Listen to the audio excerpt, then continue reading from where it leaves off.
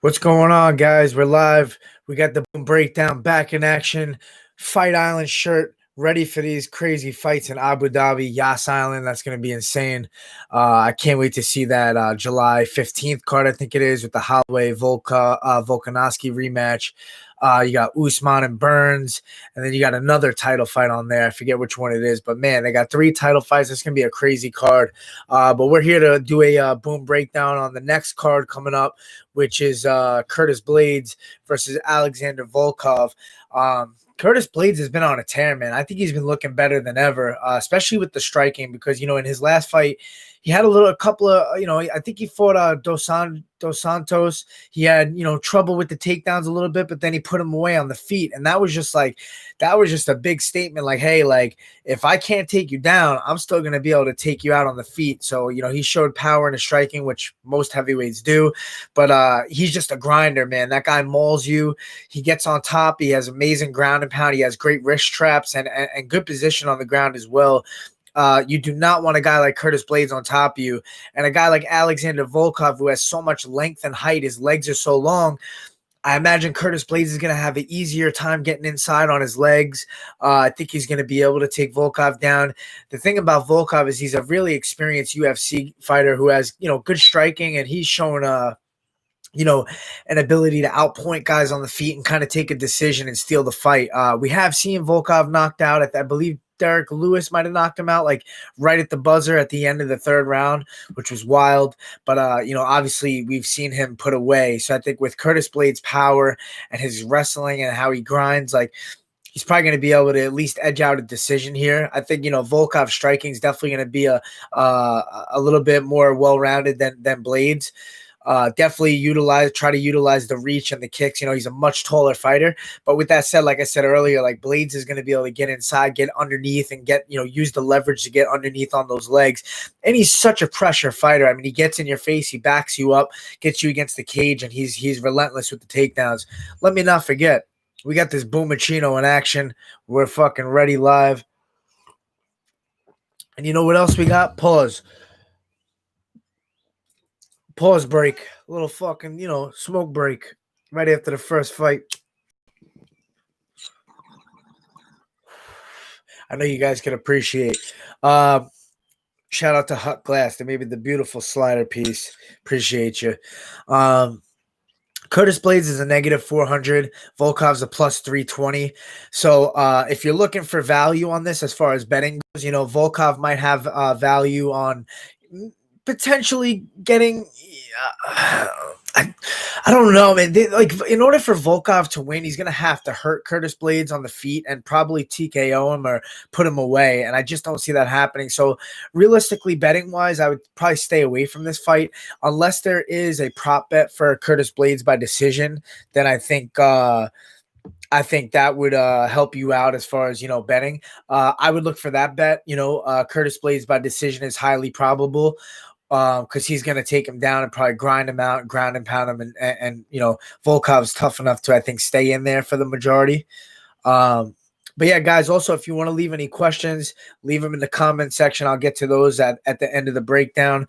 Moving down the card, we got this fight, probably the best fight that I'm looking forward to seeing on this card.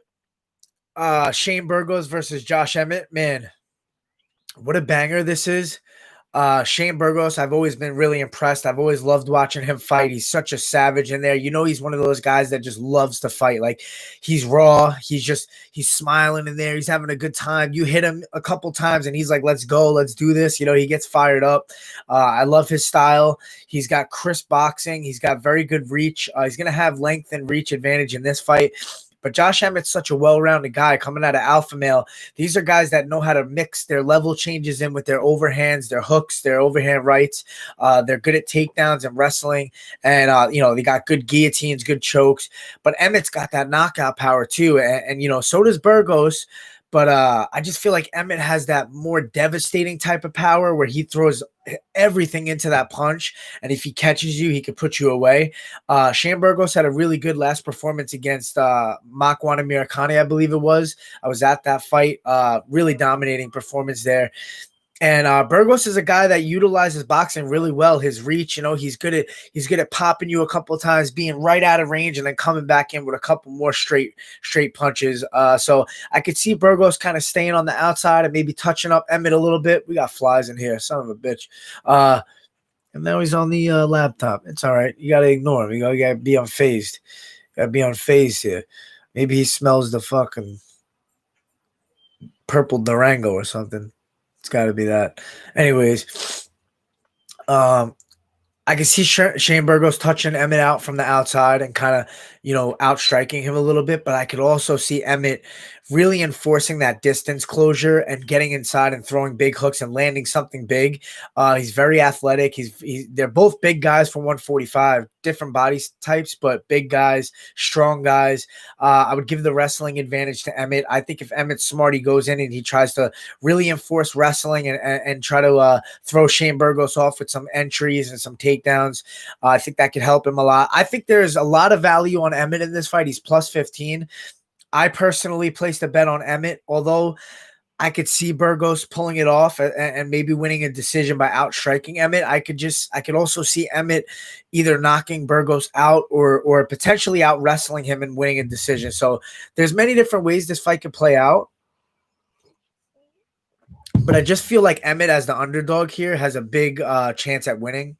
Definitely worth placing a bet on him, even if you want to parlay him in with like Blaydes or something like that. I think that might be a smart parlay to kind of up your value because Blaydes is a big favorite, but Josh Emmett's a little bit of an underdog here. So yeah, I'm gonna go with Josh Emmett. I think he's going to get the job done. I think he's going to win by like a TKO or something like that. I can see him just catching one of those overhand rights big. Raquel Pennington, Marion Renault. Raquel Pennington's a minus 140 favorite. Renault is plus 120. I could also see some value here in Marion Renault. I think she's a tough girl in the weight class. She's good at mixing things up, and she stays tough in there. She's not afraid to get into the exchange and fight. And, Raquel Pennington's also had more experience, challenging for titles and stuff like that, but kind of failing at the highest level against the best girls. But against the mid-tier girls, she does really well. So I can see Raquel Pennington edging out a decision here. She seems to just be the more active girl. Boxing-wise, maybe Marion Renault has a slight edge, but I think Raquel Pennington just mixing things up, overall strength and leg kicks and stuff like that. She might edge her out on the feet. So I'm going to go Pennington by decision. What do you guys think? Should I mix in some questions like while I go or what? Billy the Kidder. Why? We don't have to have a rhyme or reason here. We could just mix it up and go all over the place. What edit program do you use? But I don't really use an edit program. I'm just going live on YouTube, just winging it. I got the webcam, so that's the 1080p. That's why you got that crystal clear fucking skin looking fresh. That's about it. And then we go live on YouTube. Everyone going with Blaydes on this one. Yeah, I agree. Chewbacca on drugs, 11:30. Smaller cage favors Blaydes. Also, that's a good point. I didn't think of that. A lot of fighters are saying that the smaller cage favors wrestlers. A lot of fighters saying it favors the striker. I think if you're a striker and you have great takedown defense, I think Burgos said this. That's definitely something to look at. I think that could be a factor. But also, if you're like a very high pressure wrestler and you're in a guy's face and you're willing to continuously shoot takedowns, someone like a Marab, someone like a Curtis Blaydes, like you're gonna break guys. I ain't betting against Blaydes. Nah, no way. I wouldn't do that either. Who do you got between Jan and Aldo? We'll get to that later. I mean, I'm going to break down that fight as it gets closer. That's the other title fight, right? On July 15th. Damn. What a card that's going to be. Do you think Emmett can get on the inside to land hard shots on Burgos? Oh, yeah. 100%. That's why I was picking Emmett. I believe he's going to do that. So, yeah. That fly wants a hit. He's probably somewhere deep down in there trying to sniff some of this. Hey, Purple Durango. There he is again. See? He's interested in something. Should I kill him? Just let him be, right? Let him live. It's nature.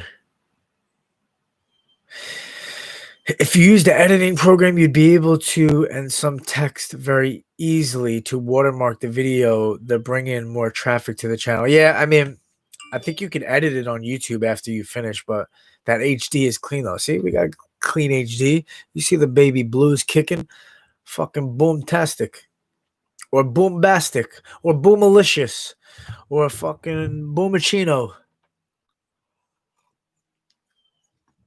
I got Raquel. She's a kryptonite. All right, let's get back to the fights here.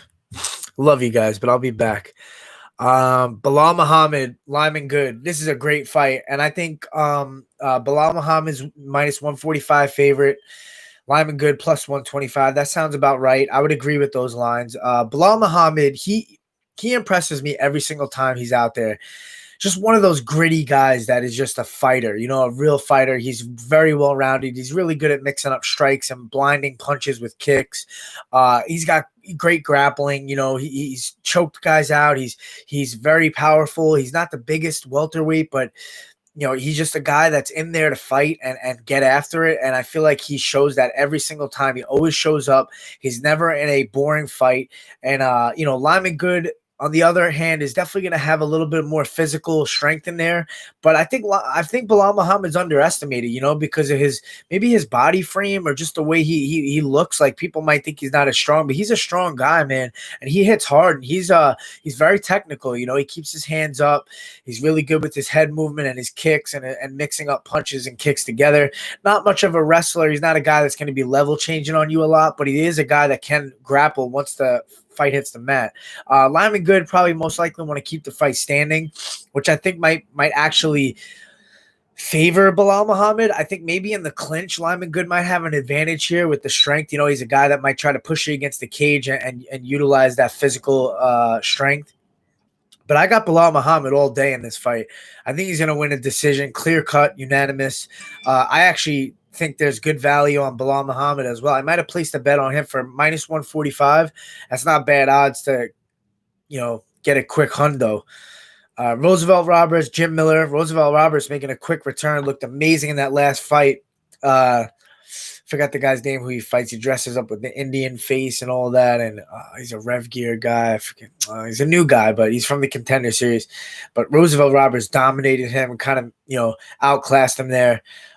Jim Miller, a veteran of the game. He's fought the best of the best. He's always down to fight. He's got that southpaw stance. He's a little bit smaller, I feel, for the weight class. And Roosevelt Roberts is going to have a huge reach and size advantage. Hold on a second. Welcome to the Boom Breakdown. We're here live, and we'll talk to you soon. Love you. I thought you were. Anyways, we can take calls on this show. There's no rules, Roosevelt Roberts is definitely going to have an advantage here. I feel with the speed, with the striking, with the height and reach advantage. He's going to be able to keep Miller on the outside. But even if the fight hits the mat, I'm really interested to see how this plays out because Miller's a high-level black belt on the ground. But Roosevelt Roberts looked really slick in that last fight, man. He was really slick on the ground. He was putting in rear naked chokes left and right. He was hunting for the neck. He was really great with taking the back and his positioning. So I'd love to see this fight hit the mat. But I do think the fight will go the distance. I think Roosevelt Roberts will edge out Jim Miller just about everywhere. I think he's just a younger, hungrier guy. Miller's been in there for so many years. Although Jim Miller has said, the stuff with the Lyme's disease has kind of cleared up and he feels better than he ever felt. He's like, in training, I've never felt this good. Like, I've been able to, really push myself and not really feel that drainage. So maybe it's a different Jim Miller these days, even though he's an older veteran, who knows? But I got to go with Roosevelt Roberts' decision. Bobby Green, Clay Guida. Minus 230 for Bobby Green, plus 195 for Guida. That's about right. I think Green's going to kind of edge Guida out everywhere here. Guida's just a workhorse, the Energizer Bunny in there. He's so good at mixing up takedowns and grinding guys on the floor, ground and pound, and keeping the head and the chin and just kind of getting dirty in there. But Bobby Green's a fast lightweight. He's got really crisp boxing. He's really unorthodox, hard to style to deal with. Bobby Green just has to have that takedown defense on fleek in this fight because I don't know if he's going to be able to deal with a guy like Guida all over him. But I could see Guida, eventually if he gets a couple of takedowns, starting to just grind the fight out and win a decision just based off of the wrestling and the ground and pound and the pace and all that. But I could, Guida's a guy that takes a lot of headshots. I feel like he's been hit a lot in his career, and he's a guy that gets rocked if you can hit him clean. And I think Bobby Green can. There's a reason they have a minus 230. I'm gonna go with Bobby Green by a TKO. probably later, second or third round. Matt Frevola, Frank Camacho. I'll go down these ones. We'll make quick picks. But yeah, love watching Frevola fight. Both of these guys are fucking tanks in there. Frevola is probably better at mixing up his wrestling with his strikes, though. Probably the more well-rounded guy. It's kind of neck and neck as far as odds go. Minus 115 for Frevola and minus 105 for Camacho. This fight could go either way. Most likely going to be fight of the night. I could see that happening for sure, but I lean towards Frevola. He'll get the decision. Oscar Pichota, Marc-Andre Barriault. I'm going to go with Pichota by decision. Brianna Van Buren versus Tisha Torres. I am going to go with Brianna Van Buren by decision. Jillian, I'm surprised at the odds on that one. I think Tisha Torres is probably a live dog at plus 175 too. Jillian Robertson versus Courtney Casey. I am going to go with Courtney Casey with the upset here. Plus 100 underdog, minus 120 for Jillian Robertson. Robertson looked impressive lately, but I think Courtney Casey is just a more seasoned veteran in there. I think she's just got a little bit more, fight IQ, intelligence in the cage. She knows how to win decisions, and she had a great submission in her last fight. That armbar was nasty. So I go with Courtney Casey with the upset there. Roxanne Modafferi, I love the Happy Warrior versus Lauren Murphy. Roxanne Modafferi was so impressive last fight. To be able to beat a girl that's a hot prospect, that's, talked about to be the next big thing in that division, and she put on a hell of a performance, man. Macy Barber, to beat her like that was really a shocker. And Roxanne Modafferi's looking jacked, man. She's looking swollen in these pictures. She's on some new strength and conditioning program. She looks amazing. I think she's going to get Lauren Murphy out of there. I think she's going to be able to maybe submit her or definitely win a decision. I got money on Roxanne Modafferi at minus 120. Definitely has value there. Max Roskopf versus Austin Hubbard. I believe this is a short notice replacement. I don't even know if Max Roskopf is the one fighting. I think he might have been replaced. I'm not sure, but I think I'm going to lean towards Austin Hubbard. Probably get the job done by decision. I think the guy he's fighting was on like a week's notice, not even. So yeah, Austin Hubbard decision. So that's that. We're gonna see if we got any more questions here. Ooh, you guys are going deep. I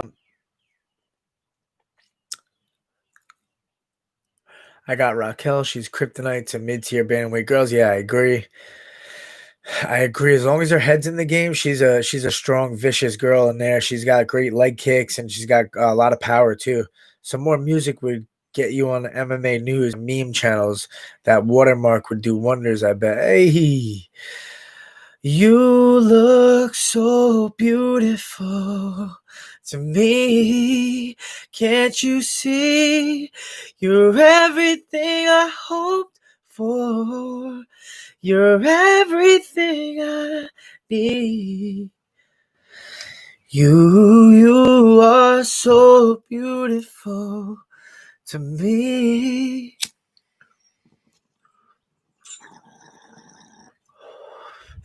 Can't you see?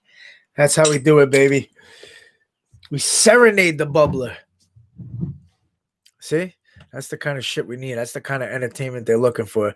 I have a feeling this fight's going to be a split decision. I don't know which fight you're talking about, but all right. I only found your channel when I looked for your Fight Island song. Hey, Fight Island in Abu Dhabi. Yeah, I won't be there. Fuck the 12-hour flights. I'll be fighting in Vegas in August. Chewbacca, if Roosevelt could submit or TKO Miller, he's going to be getting a ranked opponent next. He might be ready for a ranked opponent, though. Yeah, when you can fight back-to-back and stay active, that's when you get big opportunities, man. And if you could seize the moment, you could really do big things quick. Brock Weaver needs to not just walk into people's channel. Yeah, that's true. Does anyone want to talk about the highlights from last week's card? Hey, talk about whatever you want. This isn't just my show. This is the boom breakdown for everybody. You guys got questions, I got answers. We could talk about anything. Last week's card was way better to watch than I expected. It was a good card. I mean, good fights. Definitely not on paper the best names, but weird main event. But, I guess with Jessica I's ranking, they had to put it there. But, dude, this is the ESPN era. This is like they're just putting on fights on fights. I don't think they care who is the main event on a lot of these cards. Boom 1, T Wood 0. I love T Wood though. You get that Sugar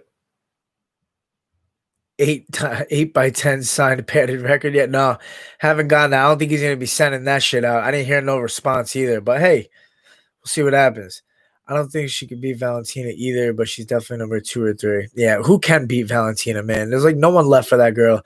She needs to fight Amanda Nunes again, and that don't even make sense really. But the Bilal Muhammad fight, I think, is going to be a split decision. Yeah, could be because I mean, Lyman Good definitely has that power on the feet, but I just lean towards Lyman Good. I lean towards Bilal Muhammad as far as just overall well-roundedness, being able to implement everything. You know, a little bit more active with kicks and punches mixed together.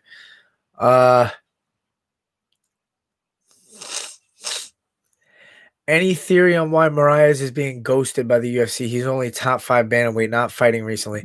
I think he's in a predicament where they gave the shot to Aldo, bigger name, I guess, with Jan. I think they're kind of waiting on see what happens with Jan and Aldo. Maybe, Mariah's fight. Maybe they're going to try to, book Mariah's versus Aljo for a rematch. I mean, that would be insane. I'd feel for Aljo. He should be next, but you never know, man. The UFC is going to try to push things to keep guys active, and whoever they want to win and move into that next title fight, they're going to try to give that guy that opportunity. So maybe they're going to do Mariah's versus Cody Garbrandt. I think that's a badass fight. That fight is insane. I would love to see that fight. I don't know if, I know they have the same manager, so we'll see if they look to do that, but that would be an amazing fight to see if you ask me. I want to see Weili Zhang versus Valentina. Hey, that's a good super fight right there. I would love to see that. How you feel about Till creating that website to mock Mike Perry and his new girlfriend? No known experience corner. Oh man, I mean that's a tricky, weird situation. Mike Perry's definitely one of a kind.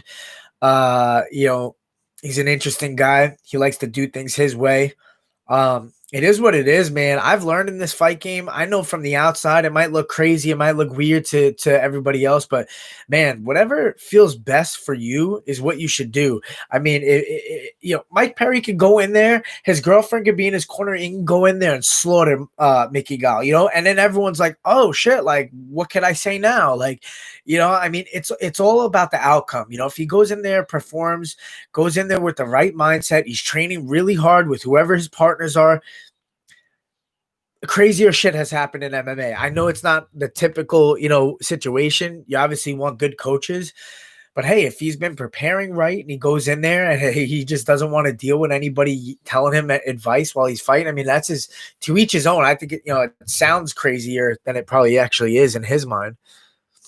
If he feels comfortable, calm, happy, executes the game plan, whatever's game plan's in his head, hey, a lot of the time you go in there, you fight, and you just improvise and get lost in the moment anyways. That's the truth.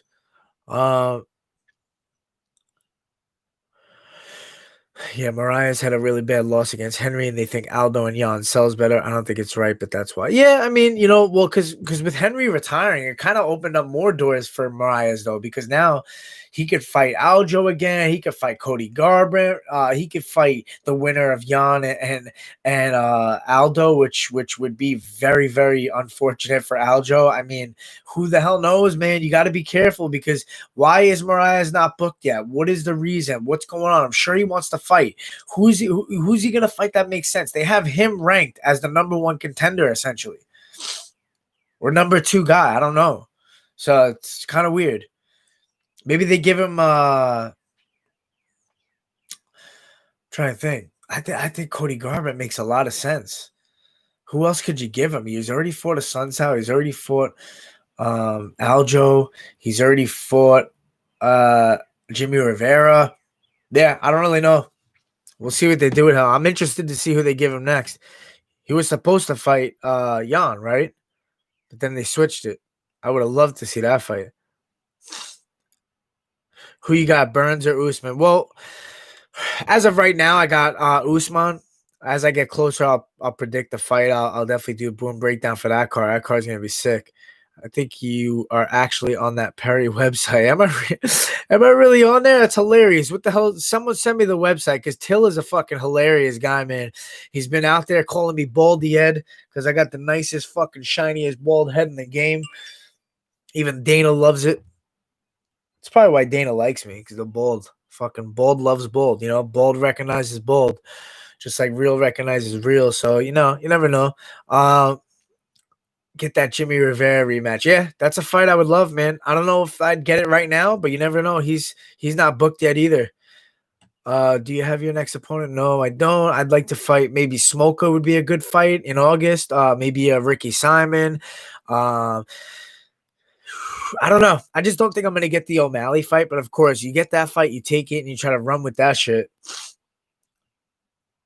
Aljo deserves the fight. I understand a little if he got boring, split decision. Yeah, but he's been finishing, his last fight against Sandhagen was really impressive. And his fights aren't boring either way, even if he goes to decision. He's an exciting guy. Definitely got more confident and more aggressive in there. So I think that helped him too. Oh, Till's fucking hilarious. Yeah, I mean, my next fight is essentially my third fight on my deal, which is the last fight. I know it's a 4-fight deal, but after the third fight, you get a good win, you renegotiate. I'd love to get a good win here. I don't care who it is. I'm not like selecting opponents, but I thought, Smolka's a good guy to fight.